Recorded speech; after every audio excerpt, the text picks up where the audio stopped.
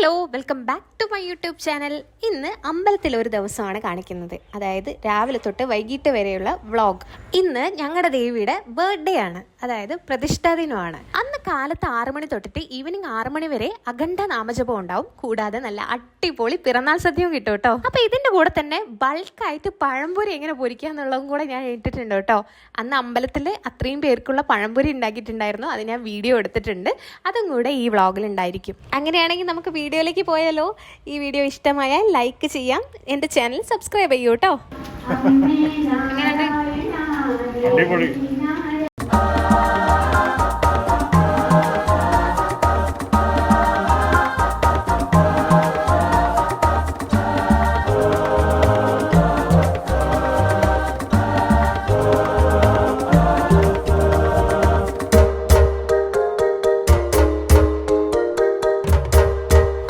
മോർണിംഗിൽ പ്രധാന തന്ത്രി വന്നിട്ട് പ്രതിഷ്ഠാദിന പൂജകളൊക്കെ സ്റ്റാർട്ട് ചെയ്യും.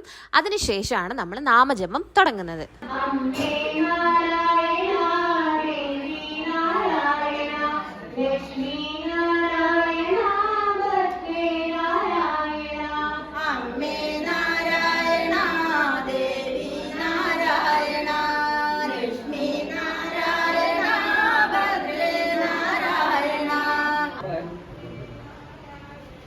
നമ്മളെ ഉത്സവ ആഘോഷ കമ്മിറ്റി യോഗത്തിന്റെ ഒരു പിരിച്ചുവിടൽ ചടങ്ങാണ് ഇവിടെ നടക്കുന്നത്.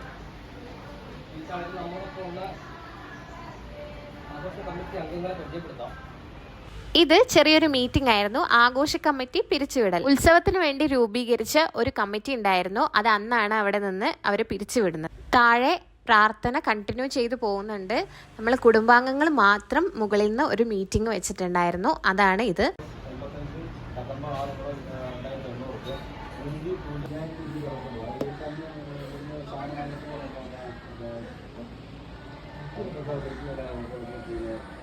അങ്ങനെ മീറ്റിംഗ് അവസാനിച്ചു. ചെറിയൊരു ആദരിക്കൽ പരിപാടി കൂടെ ഉണ്ട് കേട്ടോ.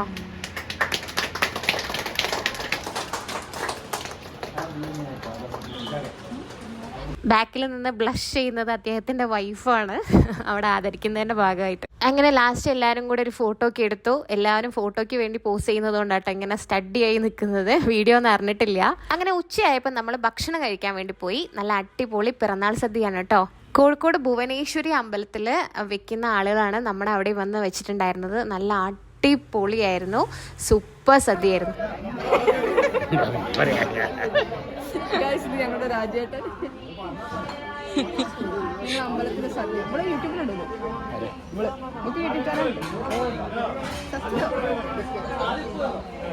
അങ്ങനെ ഓരോരോ വിഭവങ്ങളായിട്ട് വന്നിട്ടുണ്ട്. ഓലം വന്നു, കാളം വന്നു, അച്ചാർ വന്നു, പുളിയിഞ്ചി വന്നു, അവിയൽ വന്നു, കൂട്ടുകറി വന്നു, സാമ്പാർ വന്നു, ചോറ് വന്നു, പപ്പടം വന്നു, എല്ലാം വന്നു. എനിക്ക് 2 പപ്പടം കിട്ടും.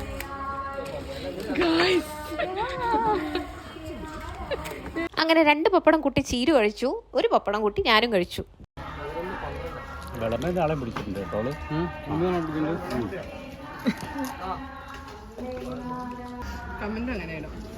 നല്ല ക്ലീൻ ആക്കിയപ്പോൾ തന്നെ മനസ്സിലായില്ലേ നല്ല രുചിയുള്ള ഭക്ഷണമായിരുന്നെന്ന്.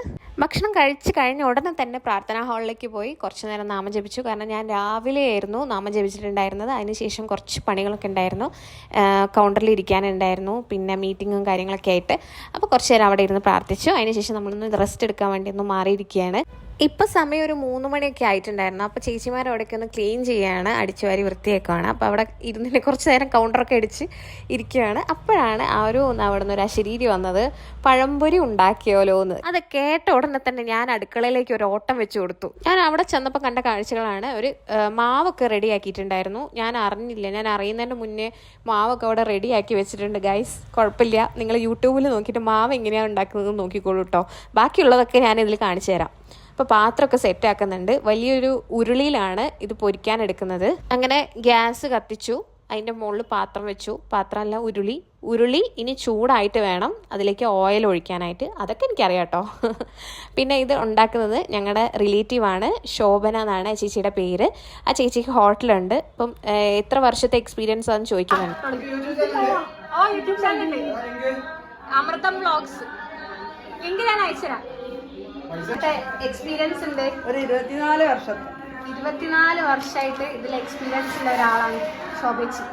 അങ്ങനെ ഹെയർ മാസ്ക് ഒക്കെ ഇട്ട് ശോഭിച്ച് ഓയിൽ അതിലേക്ക് ഒഴിച്ചു. ഉരുളി ചൂടായതിന് ശേഷമാണ് ഓയിൽ ഒഴിക്കുന്നത്. 2 പാക്കറ്റ് ഓയിലായിരുന്നു.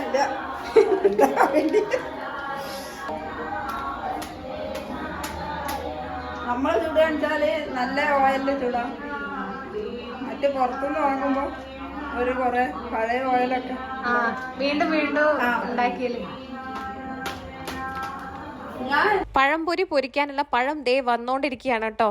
സത്യം പറഞ്ഞ ഓയിൽ അവിടെ ചൂടായതിനു ശേഷം കേട്ടോ നമ്മൾ പഴം എവിടെയെന്നുള്ളത് ചിന്തിച്ചത്. പഴം ശരിക്കും കലവറയിലായിരുന്നു ഉണ്ടായിരുന്നത്. അതായത് ഭക്ഷണമൊക്കെ വെക്കുന്ന സ്ഥലത്തായിരുന്നു ഉണ്ടായിരുന്നത്.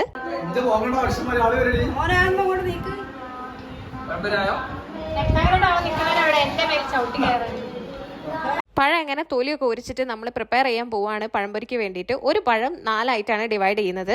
ഇത് നോക്കി പഠിച്ച മക്കളെ, 24 വർഷം എക്സ്പീരിയൻസ് ഉള്ള ഒരാളാണ് ഇത് ചെയ്യുന്നത്. ഹോട്ടലുണ്ട് അവർക്ക്. സോ ഇത് നല്ല ഒത്തന്റിക് ആയിട്ടുള്ള റെസിപ്പിയാണ് കേട്ടോ.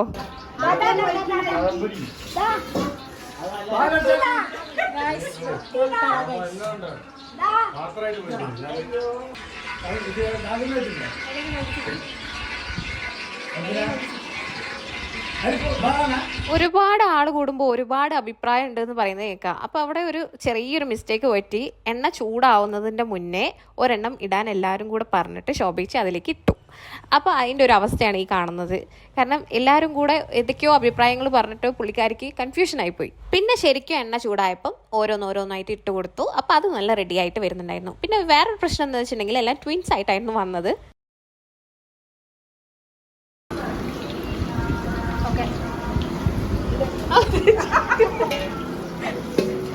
അങ്ങനെ ആദ്യത്തെ സെറ്റ് ഏകദേശം ഇങ്ങനെ റെഡിയായി വരുന്നുണ്ട്. മുരിഞ്ഞു വരുന്നുണ്ട്. നല്ല മണം ഉണ്ടായിരുന്നു കേട്ടോ പഴംപൊരിയുടെ.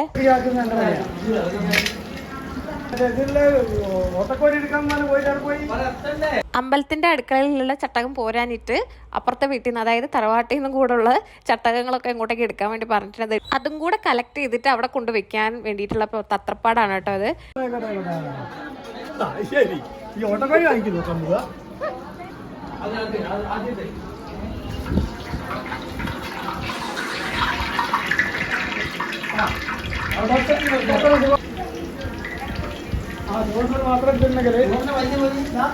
ആദ്യത്തെ സെറ്റൊക്കെ ഓക്കെ ആയി. ഇനി രണ്ടാമത്തെ സെറ്റാണ് ഇപ്പോൾ പാകം ചെയ്തുകൊണ്ടിരിക്കുന്നത്. അപ്പോൾ അപ്പുറത്തുനിന്ന് കലവറയിൽ നിന്ന് ഒരു വിളി വന്നു. അവിടെ കുറച്ച് ബാക്കിയുള്ള ഐറ്റംസ് ഉണ്ട്, അത് എടുത്തുകൊണ്ട് വരാൻ വേണ്ടിയിട്ട്. ഓക്കെ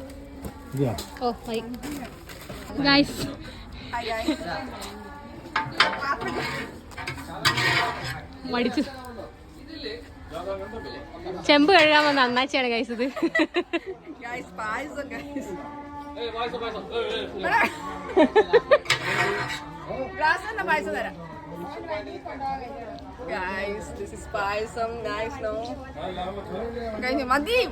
അങ്ങനെ അവിടുത്തെ എല്ലാ സാധനങ്ങളും കാലിയായി. അവിയലിന്റെ ചെമ്പാട്ടോ അത് കാണുന്നത്. പിന്നെ അച്ചാറുണ്ടായിരുന്നു അവിടെ. ഞാൻ പപ്പടം അവിടെ എടുത്തത്.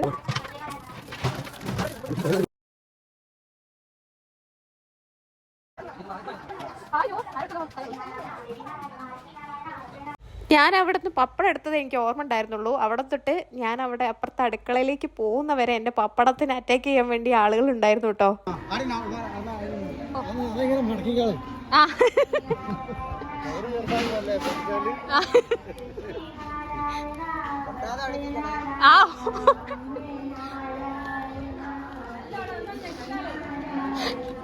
എന്റെ പപ്പടത്തിന് എല്ലാരും കണ്ടുവെച്ച് അവിടെ തൊട്ട് ഞാൻ എങ്ങനെയൊക്കെയോ കൊണ്ടുവരിക.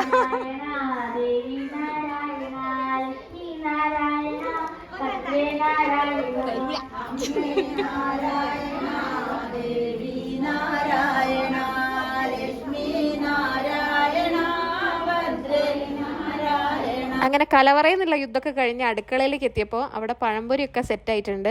അവർ ഓരോന്നോരോന്നായിട്ട് അതിലേക്ക് എടുത്ത് വെക്കുകയാണ്. പിന്നെ അവിടെ കായപ്പം ചൂടായിരുന്നു ബാക്കിയുള്ള മാവ് കൊണ്ട്. കായപ്പം എന്നാണോ നിങ്ങളുടെ നാട്ടിലൊക്കെ പറയാ? ഒരു ഉണ്ടയായിട്ടുള്ളൊരു സാധനം.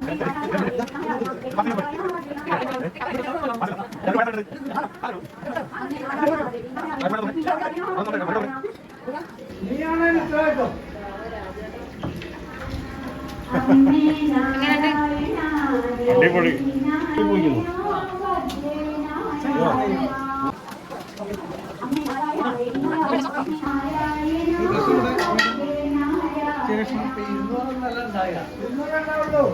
പഴം കിട്ടിയില്ലല്ലോ.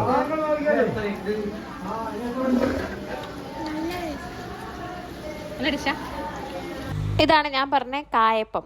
കോഴിക്കോട് ഭാഗത്തൊക്കെ ഇതിന് കായപ്പം എന്നാണ് പറയുക, ഈ ഒരു റൗണ്ട് ആയിട്ടുള്ള സാധനത്തിന്. ചില സ്ഥലത്ത് ബോണ്ടയ്ക്ക് കായപ്പം എന്ന് പറയുന്നത് കേട്ടിട്ടുണ്ട്. ഇവിടെ ബോണ്ടയ്ക്ക് ബോണ്ടാന്നും കായപ്പത്തിന് കായപ്പം എന്ന് തന്നെയാണ് പറയാം.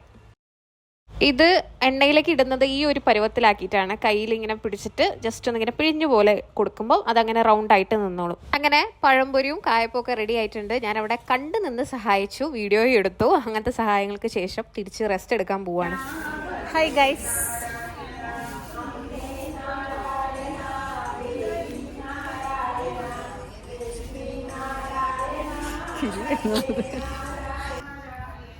വിനീതേശല്ലേ ഏത് പ്രാർത്ഥിക്കുന്നു ആണ്. ഹായ് ഗൈസ്, ഇന്ന് ഞങ്ങളുടെ അമ്പലത്തിൽ പുനഃപ്രതിഷ്ഠാ ദിനമായിരുന്നു. ഇന്ന് ദേവിയുടെ ഹാപ്പി ബർത്ത്ഡേ ആണ്. ഞങ്ങളതൊക്കെ കഴിഞ്ഞ് ഭക്ഷണമൊക്കെ കഴിച്ചിരിക്കുകയാണ്. കുറച്ച് പേര് നാമം ജപിക്കുന്നുണ്ട്, കുറച്ച് പേര് ഇവിടെ പണിയെടുക്കുന്നുണ്ട്, കുറച്ച് പേര് പ്രാർത്ഥിക്കുന്നുണ്ട്. അതാണ് ഹൈലൈറ്റ്. പിന്നെ എന്താ പറയുന്നത്, എൻ്റെ കൂടെ ഇരിക്കുന്നത് ഒരു യൂട്യൂബറാണ്.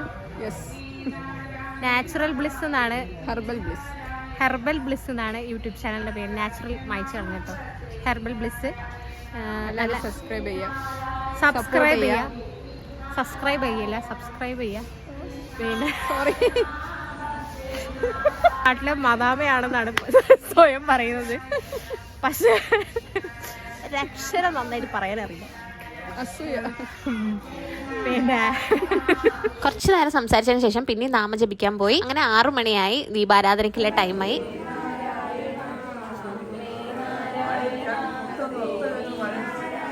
രാവിലെ 6 മണിക്ക് തൊട്ടിട്ട് വൈകുന്നേരം വരെയുള്ള അഖണ്ഡനാമ ജപം അതോടുകൂടി അവസാനിച്ചു. എല്ലാവരും വീടുകളിലേക്ക് പോയി. ഞങ്ങളൊരു 8 മണിയൊക്കെ ആയപ്പോഴാണ് വീട്ടിലെത്തിയത്. അപ്പം എല്ലാവരോടും താങ്ക് യു ഫോർ വാച്ചിങ്.